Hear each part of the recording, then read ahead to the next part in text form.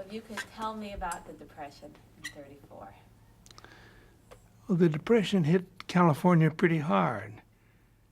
We had among the highest unemployed in the country, and the state financial situation was not strong.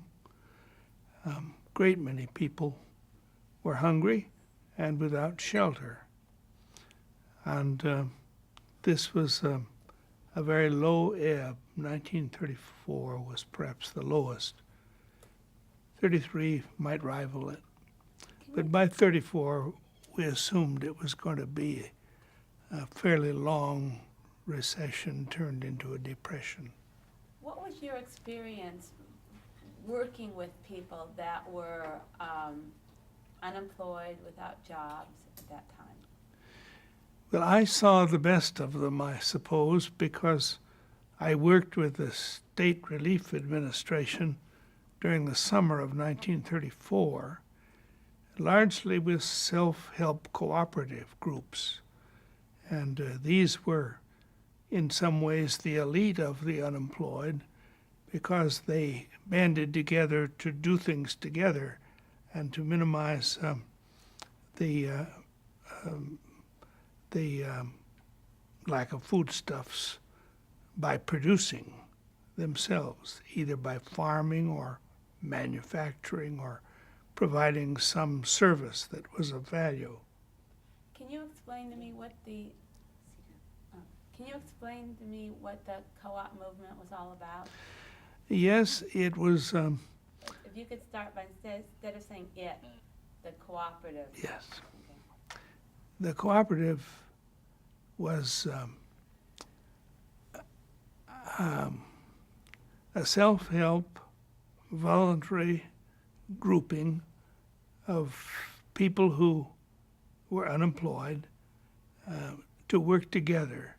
It began largely as a scavenger group going out into the fields and saying to farmers who were unable to market their crops, instead of plowing under that field of carrots, would you let us harvest them for people who are hungry?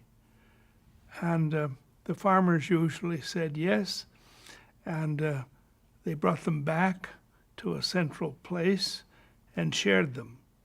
And they did this in many commodities and farm commodities. And by cooperating together, they had something of a standard of living, a low one, but better than none. But it was kind of a barter system, right? Yes, in a way. Just a moment. Is actually From your impression, you were young, you were a graduate student at that point. You could have done anything that summer. What interested you? What drew you to the cooperative movement? It wasn't a case of being able to do anything. Jobs were scarce. Indeed, when I graduated from UCLA in '32, there were so few jobs that I went to graduate school as an alternate. And I liked graduate work and stayed in it. But even in the summer of 1934, I had few other opportunities. But here was a very promising line of work. Thanks to Clark Kerr, my graduate school roommate, I had become interested in the self-help co-ops. He had done his master's thesis at Stanford on this matter. And when federal money became available to the State Relief Administration to support self-help cooperatives, then we were both employed. And I had the job of a field agent going around from one to another of these self-help groups. Okay, I'm going to ask you actually to repeat just kind of the last part of what you said, but just refer to yourself since we won't know at that point who. Nobody else. Yeah. Yes. Okay, so if you could tell me that when the federal relief money came. Yes. When federal relief money became available to the State Relief Administration, I was given the opportunity to serve as a field agent. And my job was to go out and locate these unemployed co-ops, to review the roster and look for some promising way in which they could do something that would help raise the standard of living of unemployed people generally who were so associated. I mean, what was like the philosophy behind this? Was this instead of relief? I mean, what was the whole idea that people behind the co-op? Mutual aid, pooling skills. Can you tell me again? Begin in a sentence. I didn't quite understand. Can you start again about what was the? Oh, I the see. goal? So it's usable. Yes, I see. Well, the idea behind it all was mutual aid. People working together, able to produce something that might not have been produced or distributed otherwise. Some of it was simply this harvesting of crops that would otherwise not be used. But we quickly found out as we went through the rosters that there were people who had a special talent. For example, I found one in which 3 of the women in the co-op had been seamstresses in the garment industry. And the garment industry was in bad way in Los Angeles, and so we conceived the notion of buying sewing machines for them and getting a supply of cloth and manufacturing something. One of the things, the first one, seamstress one we formed, was a pajama factory. No joking. It was a pajama factory, and we had perhaps eventually 10 or a dozen women at sewing machines making pajamas for the unemployed who were in these self-help units all over Southern California. Can you give me a sense of these people? I mean, were they, what kind of people were involved in the self-help movement? Well, they were typically Anglo-Saxon, Scandinavian, European, descendants of European immigrants, many of whom had settled in the Middle West and especially in the Southwest, and had come upon hard times in the Dakotas and in the area from which my forebears came, Missouri, Kansas, and then on down into the South, the Arkies and the Okies. And they were almost all white, and they were almost all native English-speaking people. And they were almost all people who had ambitions for themselves and for their children. Okay, great. Tell me about how you first became involved, how you first heard about Upton Sinclair and Epic, and what attracted you to that. Well, I knew about Upton Sinclair because I was an avid reader, and I had read a good many of his novels. I also knew something of his political activity. He had filed for public office on several occasions on the socialist ticket. And other than that, I don't suppose I knew very much about his ideas. But you weren't a socialist at that time. No, I was an hereditary Republican. The Republican Party in California from 1910 on was very strictly split between a progressive wing and an old guard reactionary wing. The leader of the California Progressive Movement, who became governor the year I was born, 1910, was Hiram Johnson, who then went on to the U.S. Senate and served there for decades. Now, I belonged to the progressive wing of the Republican Party and was a registered Republican. When the reactionary wing began to take over in the early 30s, I became somewhat disenchanted. And after the nomination of Sinclair as the Democratic candidate for governor, I changed my registration.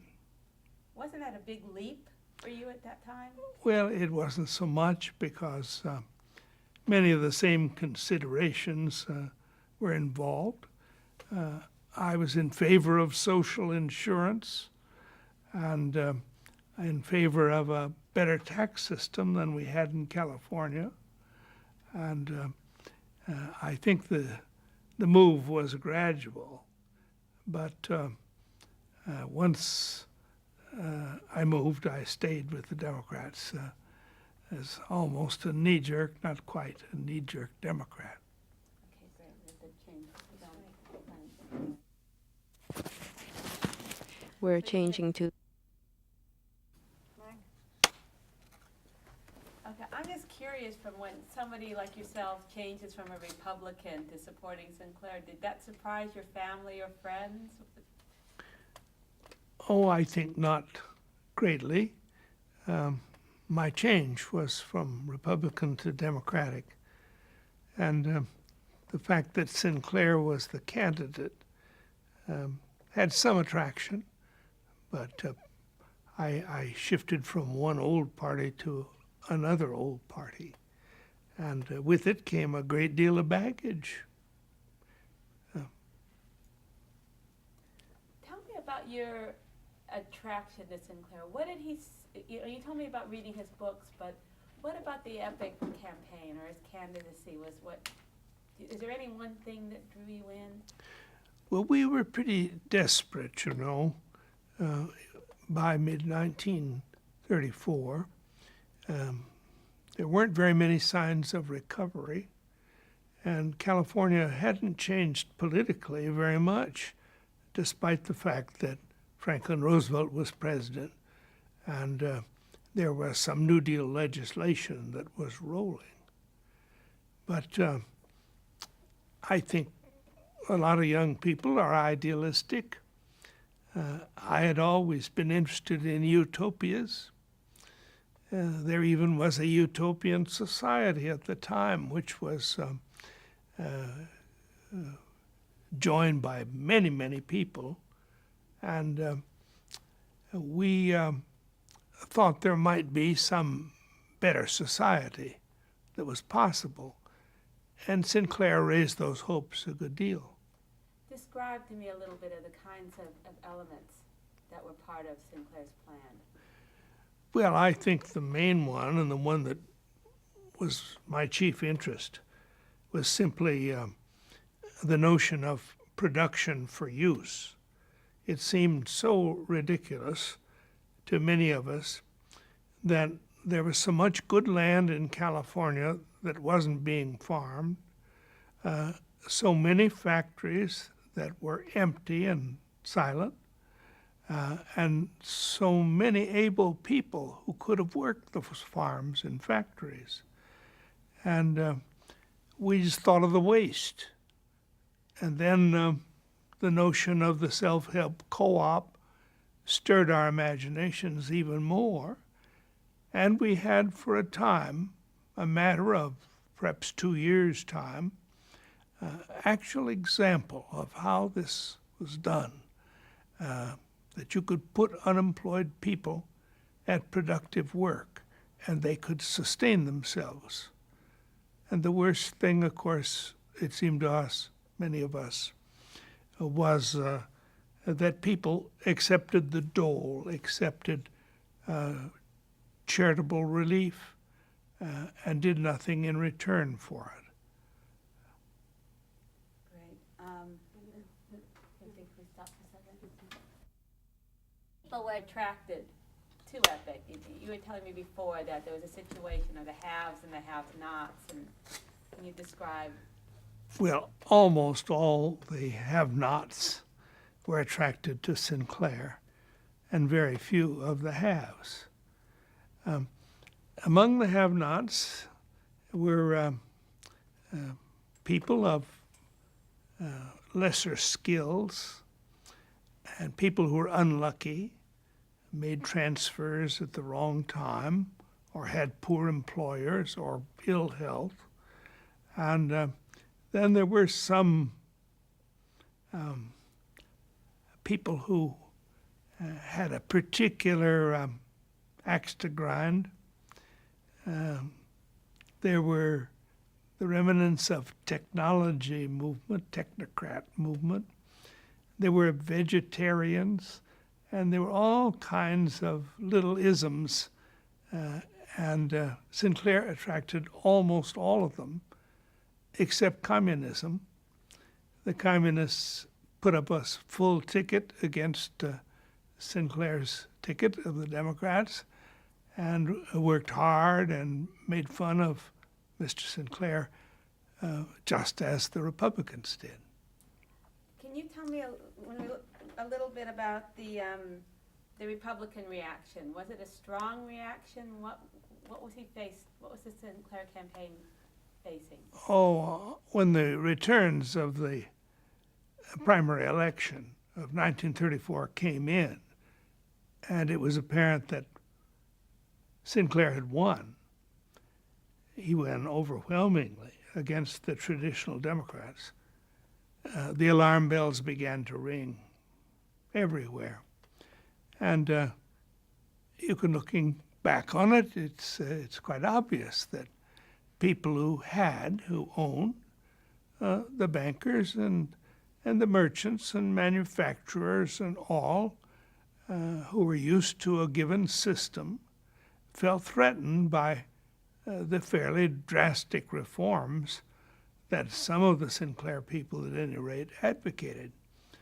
And people saw their bank accounts might be confiscated and they'll be taxed out of existence and the like. So that alarm led to a very thorough anti-Sinclair organization. It pervaded virtually all of the industries of California, including the motion picture industry. What did that? How did that manifest? And what kinds of things did you see in terms of the Sinclair opposition? The avalanche of literature, motion pictures, posters, billboards against Sinclair was tremendous. It was the most anti-campaign I can remember in all my long years. Every avenue and every media was utilized. The newspapers were virtually unanimous in denouncing. The Los Angeles Times, the Examiners in San Francisco and Los Angeles, and the other newspapers, all of them were anti-Sinclair. And the motion picture industry pitched in by putting out some newsreels or utilizing some newsreels that were actually from feature films, scenes of unemployed people jamming the freight cars coming to California because they were going to live in the new Jerusalem that Sinclair would create in California after he was governor. When you saw these things and experienced the anti-Sinclair campaign, did you understand why they would be, why the reaction would come, or did it make you angry? Or how did you feel when you saw it? Well, I thought they overdid it, but I thought they had every right to plead their case. I think some of the interest fudged by misrepresenting Sinclair's. Start this again, and instead of saying they, help me understand who you're speaking about. I think that the right wing, represented by the Republican Party and the anti-Sinclair forces, overdid. They fudged. They went beyond the reasonable level of criticism and misrepresented much of the Sinclair program. But they were frightened, and I understand why they did it. But there are, of course, many observers who feel that that anti-Sinclair campaign became a model which was used repeatedly in the decades that follow in dirty politics. Okay, good. Yes. Okay. Can you tell me a little bit of your involvement? What were some of the ways that you were involved in the Sinclair campaign? Well, I was a very minor factor in the whole thing. I was in Berkeley as a graduate student. I had a part-time job in the Bureau of Public Administration, it was called then. And it was a time in which I worked very hard on my own time to try to organize something in Northern California, not to get votes, but to set up a safety net so that Sinclair, if he were elected, would not be helpless and I want you to without explain- support. yeah, I want you to explain that again in terms of, your thoughts. Did he have this kind of plan? If he got elected, what would happen, and your response to that? Well, if I were to analyze his plan, the only part of it that I'd be very enthused about was the production for use side, which would have been an elaboration of what we had done in the Relief Administration in the Bureau of Self-Help Cooperatives. He had a lot of other ideas like funny money, some new medium of exchange that the state might foster, and a good many other notions that were not, from my point of view, feasible. But I was alarmed. Okay, I want you to start again with the change tape. Film, okay. So we'll start you on I was End of alarmed. the sound roll.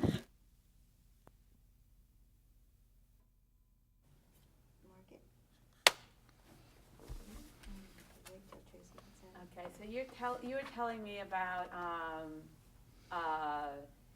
your reaction to Sinclair's plan and what you were proposing to do.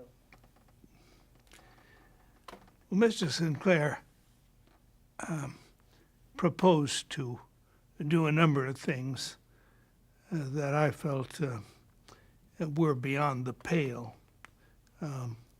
The development of a state-authorized medium of exchange, coinage power to print money belongs to the national government, I felt. But the overwhelming reason why I felt supporting him was required for me was that the notion of production for use, putting unemployed at gainful employment, and I had felt that in our little capsule of experiment with self-help co-ops, that there was a germ idea that would work. So what did you decide to do tell me about setting up the brain test. Well, I was much concerned that if Sinclair were elected, that he'd just be helpless when he got to Sacramento, with all virtually of the industries and organized groups arrayed against him. I couldn't see how he could get much through the legislature, and how a sensible program could be worked out. So I spent a bit of time in September, October, and the first week of November organizing what I called the Northern California Group. It was a list of names of people who, in one way or another, were concerned enough about the future of the state that they were willing to give some time and thought about what a Sinclair legislative program would look like. And they're some of the leading academics in the state who participated in one way or another. Nearly all were hesitant to appear publicly in favor of Sinclair, but most were willing to say, I'll do a memorandum on this or that as background material. So This was a little like a brains trust. Okay, so can you, what was their fear? What was the fear of being associated with Sinclair? Well, if you go back over the records that there are, the files, for example, in the Bancroft Library at Berkeley and so on, and look at the correspondence, and it'll be even greater when the files of the Bank of America and other corporations are made available. We find that people who appeared weak in terms of supporting the existing political and economic system were frowned upon. And the academics felt they wouldn't make promotions or advancements, and the people in business worried about their jobs.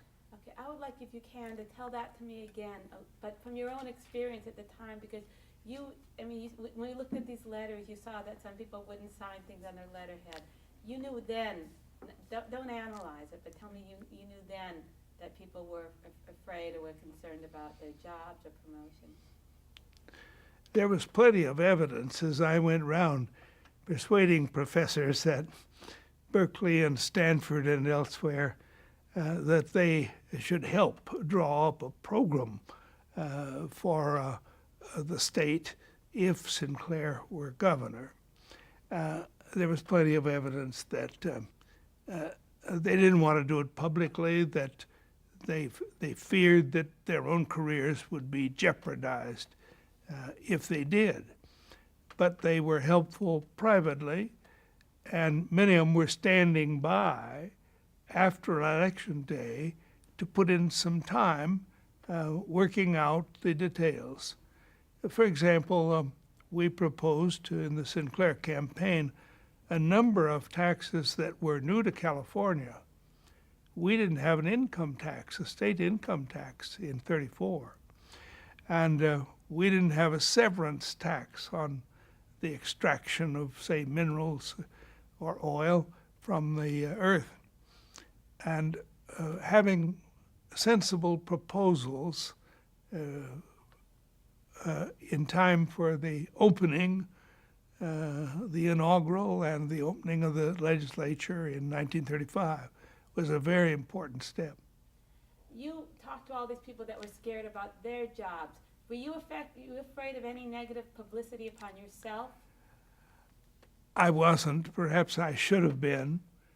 But I was young and single, and I felt that my own little niche, which justified a salary at that time of $65 a month, was reasonably secure.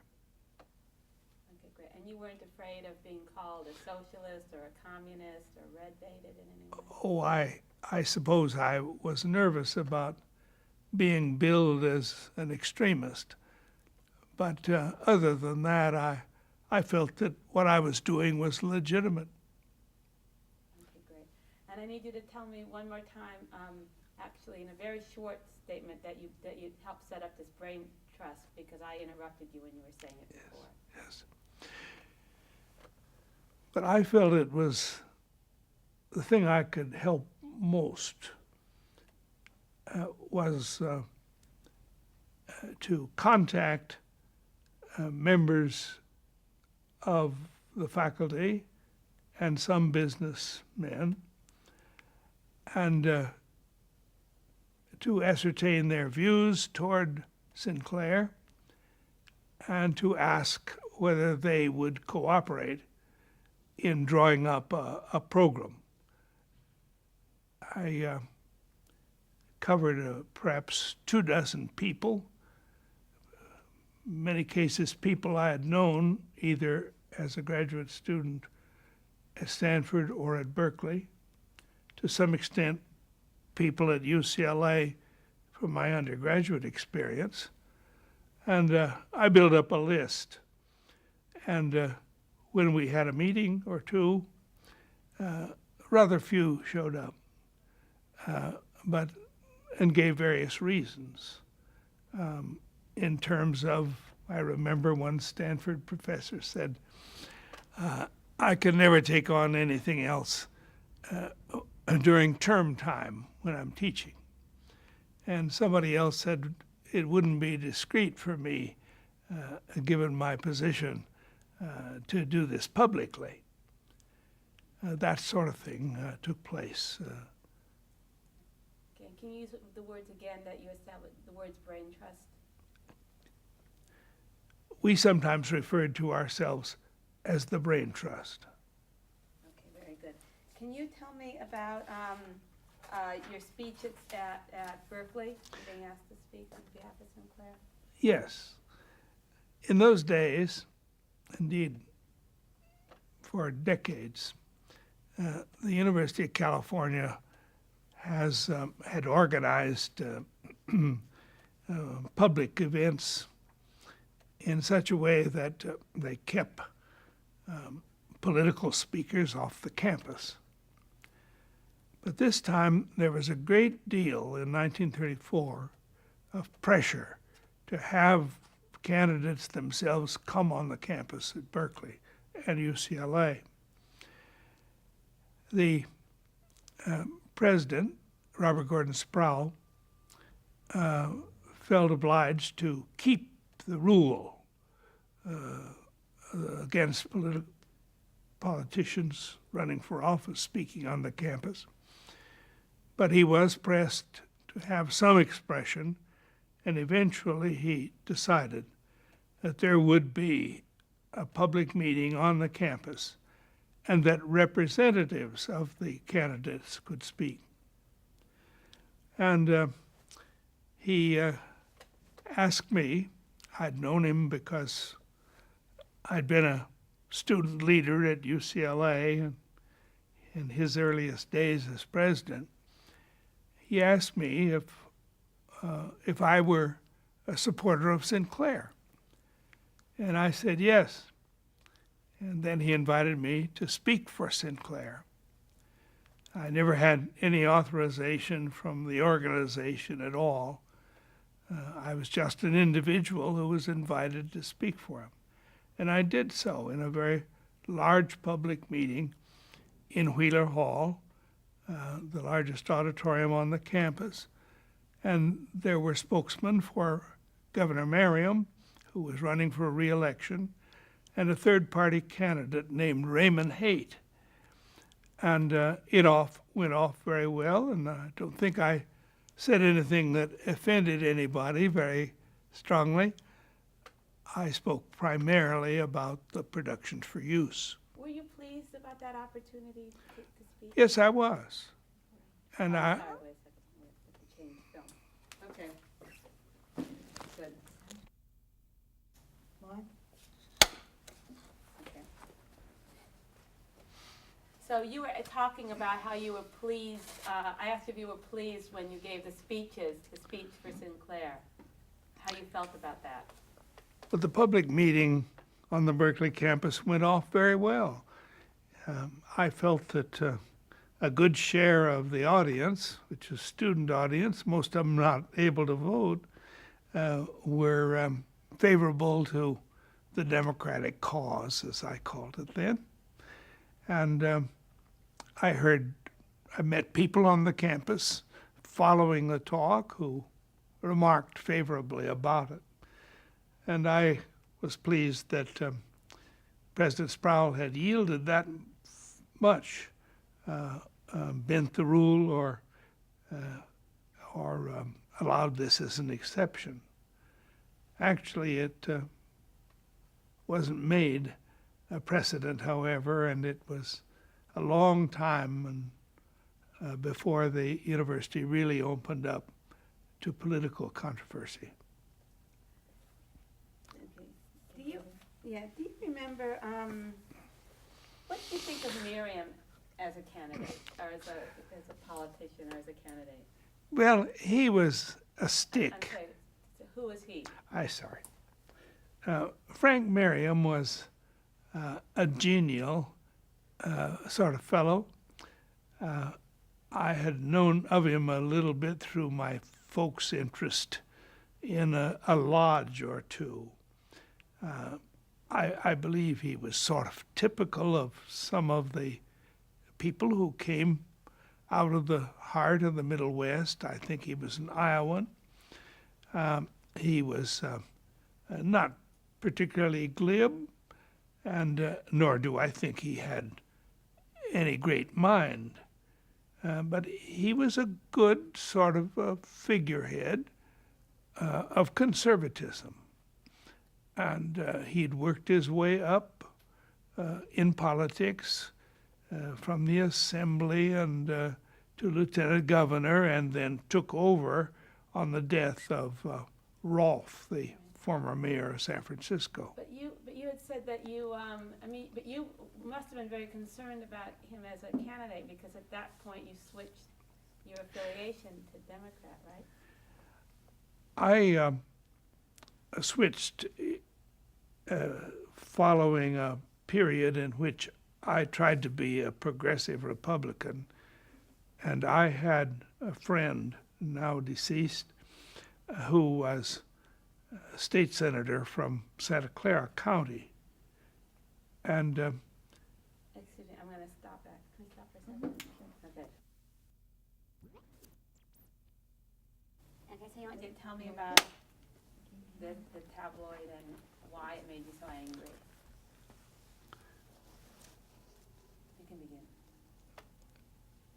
among the most scurrilous pieces of literature issued by the anti-Sinclair forces was one called Thunder Over California, a tabloid that told a lurid story about a man who left the state during the election campaign and worked overseas for a number of years, and then returned or tried to return to California, only to find it was a Soviet republic, and armed guards refused to let him in to see his daughter. He crashed the barricades and came in anyway and rescued his daughter. This was a tabloid with 10 or 12 pages. It was widely given away over the state, and was probably the most despicable piece of anti-Sinclair literature issued during the campaign. Why did it make you so angry? Why do you remember it so much? Well, I think it's so extreme that it went beyond the bounds of fair play. It was so ridiculous and made out of whole cloth, and didn't at all picture the kind of reforms that Sinclair had in mind and advocated. Okay, good. Stop for a second. McHenry, take 8 up.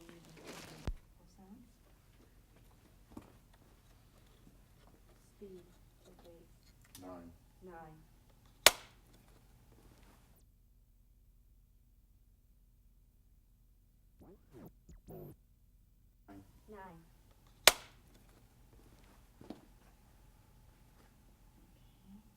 Okay, ready? Okay, can you begin again? The most scurrilous piece of campaign literature during the Sinclair campaign of 1934 was this piece called Thunder Over California. It was a tabloid of 10 or 12 pages, generally distributed over the state. Okay, that's fine. Good. Okay. Oop, wait. In campaigning, Wait a moment. We ready? Okay. in campaigning, stratified electioneering is very important. And the anti-Sinclair forces published pamphlets that appealed to people in the churches, different religious denominations, especially worked on the Catholics. And at Mass on Sunday morning, they covered the parking lots of the Catholic churches with pamphlets quoting what Sinclair's characters in his novels had said about the Catholic Church. And they were very offensive. It wasn't, this was peddled as what Sinclair thought of the Catholics rather than what the characters he created in his imagination said about Catholics. Similarly, in the Protestant churches, they had pamphlets that went out at the 11 o'clock church service in the parking lot, and what Sinclair thought about the Bible and what he thought about Jesus and so on. And then they quoted from his novels and what some character had said. So the moral was, if you're going to run for office, don't write a novel. What impact did this have on his campaign?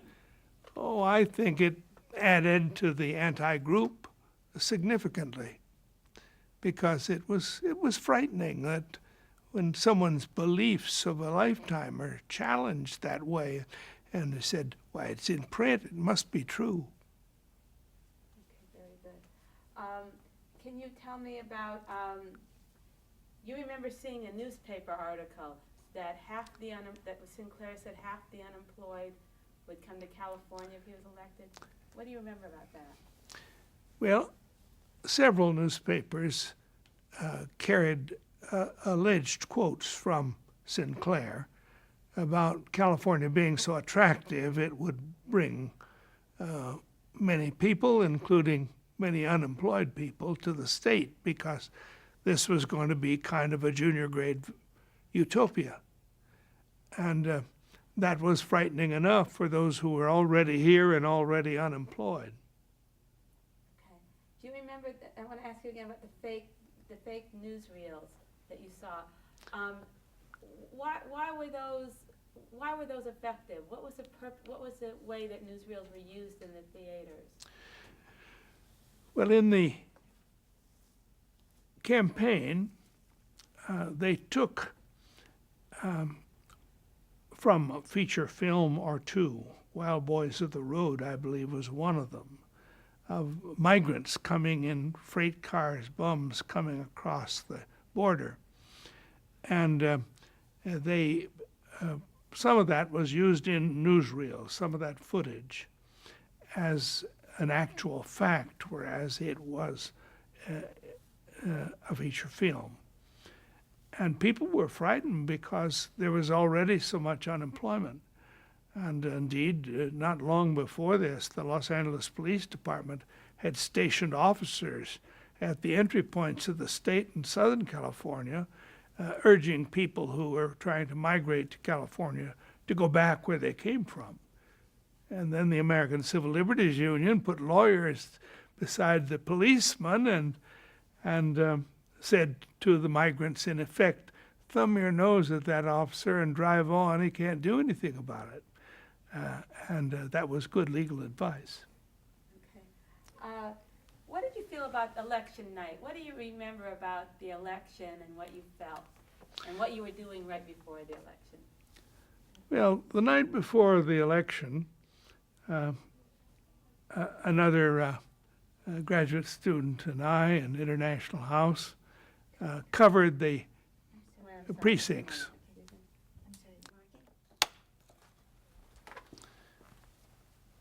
The night before the election in 1934,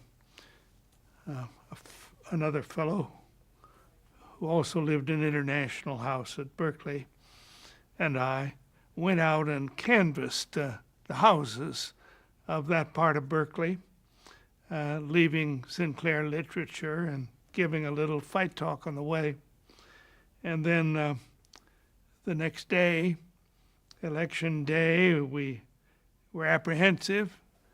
And in the evening, after the ballots were counted, we were listening at radio, and I was very busy hoping that if Sinclair got elected, that he would surround himself with people who knew what they were doing. And I had my lists of people in the universities and in other areas who said they'd be willing to help put together a program that would be feasible economically. Did you think Sinclair was going to win? No, I don't think at any time I felt he could win. Once the barrage began to build up and the campaign against him really mounted to crescendo, I thought the electorate was too frightened to put him in the governorship. But the ticket embraced some people and some offices in the Assembly and the State Senate who were true believers and who kept this thing alive, especially the new senator from Los Angeles County was Culbert L. Olson, who subsequently became governor. But you said you didn't believe he would win. No. But at the same time, you devote a lot of time preparing for the fact that he may win.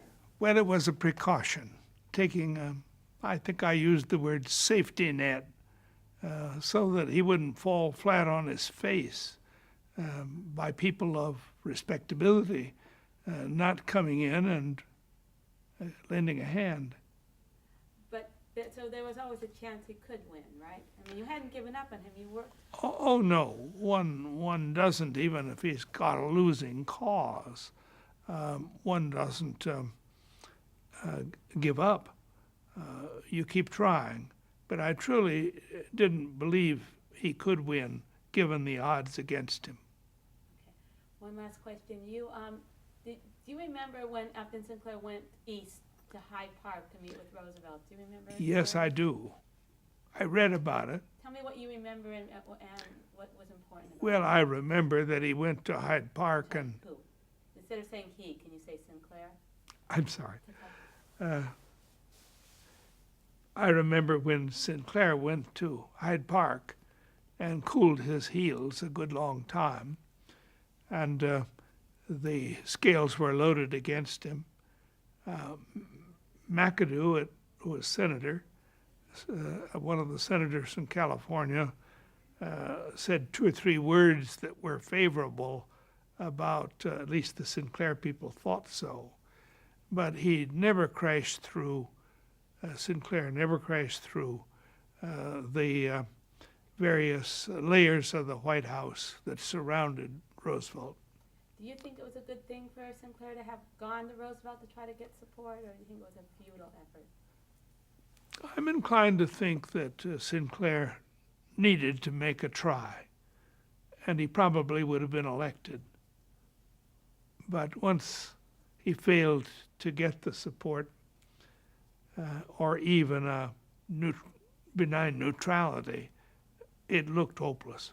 Okay, I'm going to ask you actually to say that one more time, Yeah. and use the name of Sinclair and the name of Roosevelt when you're Yes. explaining to me that you felt that Sinclair had to make a good try. Yeah.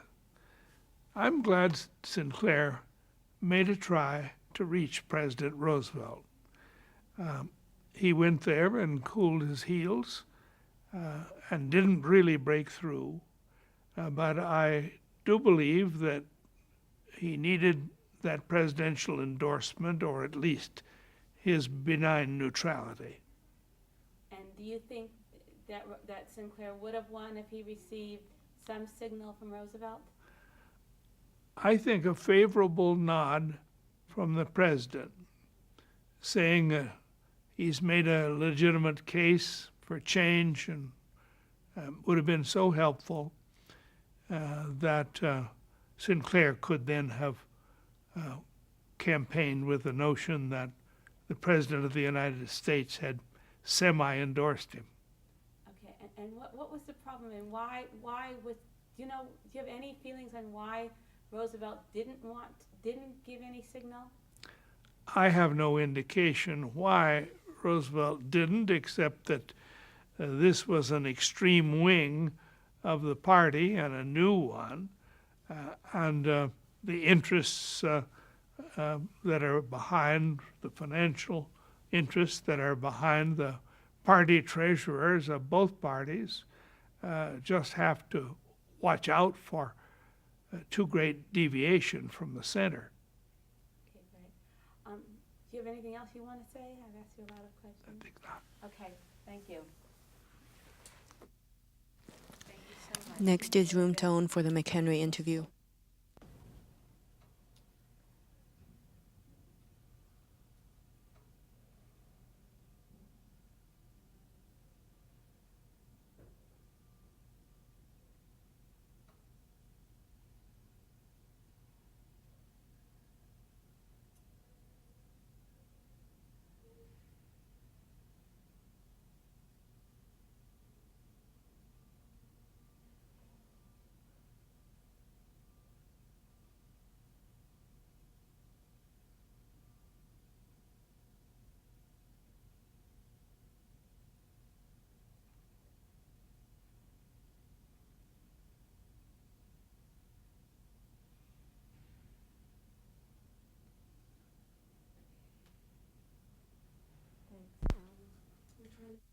Okay, that's the end of the McHenry interview.